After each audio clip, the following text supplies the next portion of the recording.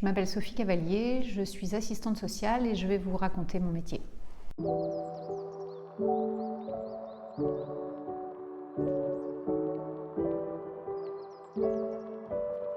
Donc on devient assistante sociale suite à une formation de 3 ans validée par un diplôme d'État.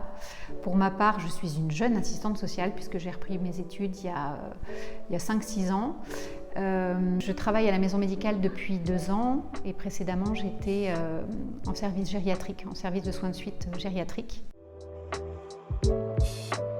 Donc mes missions à la maison médicale, c'est en lien avec les équipes d'accompagner les patients et leurs familles dans différentes démarches. Ça peut être l'accès aux droits, notamment sécurité sociale, mutuelle. Ça peut être aussi toutes les demandes personnelles que chacun peut avoir concernant un logement, une retraite ou autre. On est beaucoup sollicité dans les projets de retour, que ce soit un retour à domicile ou une orientation en EHPAD. C'est un travail qui nous prend pas mal de temps, qui nous demande de connaître les différents partenaires. Et puis on a aussi une place importante après le décès, où il faut qu'on accompagne des familles souvent en grande difficulté après cette annonce du décès, et on va les aider à organiser les obsèques et les démarches à effectuer après, et on se rend compte que souvent les familles sont contentes de partir avec quelque chose à faire qui les raccroche de façon concrète à la vie. Et ce qu'on voit aussi, ça c'est quelque chose qui m'étonne, on rencontre de plus en plus de situations où les patients sont isolés et sans ressources, et donc pour lesquels il faut qu'on organise avec la ville de Paris des convois sociaux.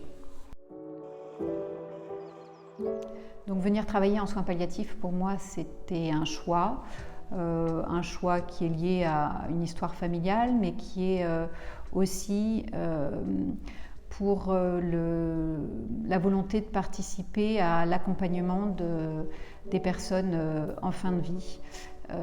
Voilà, il me semble que c'est pour moi quelque chose qui me tient à cœur. La notion aussi de travail pluridisciplinaire, pour moi, est quelque chose qui fait que je me sens bien dans l'accompagnement hospitalier et encore plus en soins palliatifs. Un souvenir que je peux partager, il s'agit d'une patiente qui a été accueillie dans un de nos services et qui avait un fils handicapé pour lequel elle devait faire un transfert de tutelle. Cette dame était elle-même étrangère, donc il a fallu faire un certain nombre de démarches auprès des ambassades, notaires et autres.